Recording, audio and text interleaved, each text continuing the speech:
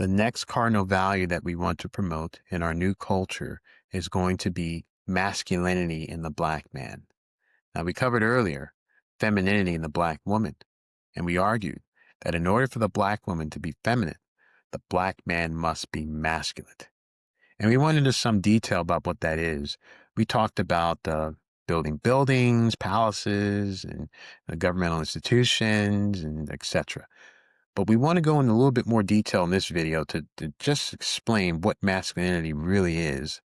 So then you can practice this if you have problems with being masculine in your own life. Now, there's two steps to this. First step is taking responsibility.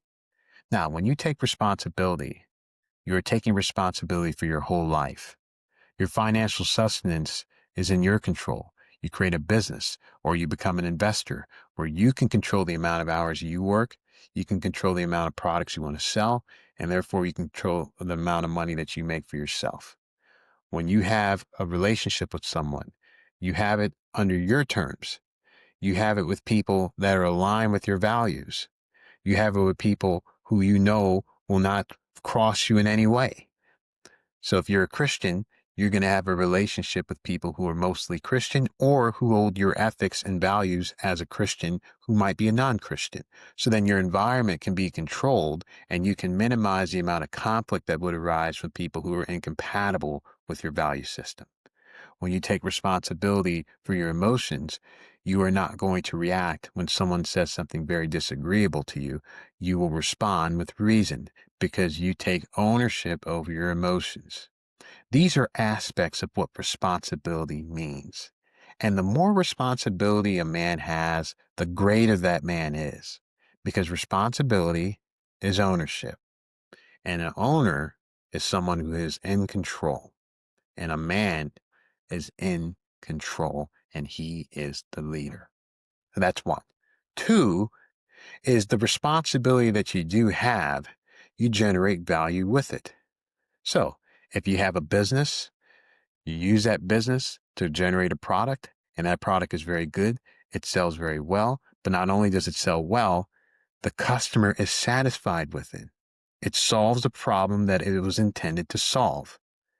And you are able to generate tremendous amounts of profits with that business so you can pay for yourself to live on your own and not have to depend on any other employer to determine how much you get paid. But then you can also generate value for other people around you, your employees, customers, family members who otherwise do not have the ability to generate value on their own. This makes a man. Because if you can take that responsibility and generate value not only for you, but for other people around you, that makes you a very great man. So that's two. Now, what do we see with the Black man? Well, unfortunately, what we see with the Black man is that he fails on those two fronts. Now, first, he doesn't have responsibility. And we can see this all throughout the Black world. In Africa, a lot of businesses that are of great profits are not owned by Black people. They might be owned by foreigners, Americans, Russians, Chinese. They come in, pour in money, and then they own the facilities. And the Black people have to work in those facilities. When you go to Compton or Linwood, if you're in Southern California, many of the stores, mom and pop stores in those areas, are owned by foreigners. They're owned by people who live outside of the community. They might be Korean, they might be Filipino, and they live in Glendora, or they live in, let's say, West Covina, and they commute from those areas to Compton and Linwood to operate those stores. So that tells you very clearly that they do not have ownership over those communities. So that's one. And then two is the little responsibility they do have, they do very little to nothing with it. Now, let's look at the Black community in Compton. What does that community do with the responsibility that they have? They do very little to nothing. In fact, they do worse than nothing. They do an awful amount of harm with that responsibility. In those areas, there's a tremendous amounts of crime, tremendous amounts of prostitution, tremendous amounts of drug use, tremendous amounts of violence, guns, deaths, stealing, robbery. It is an inhospitable place where if you want to have a stable life, if you want to have a thriving family, you cannot live in that area unless your children or you get shot and killed. And this is what happens with the black man when he has responsibility.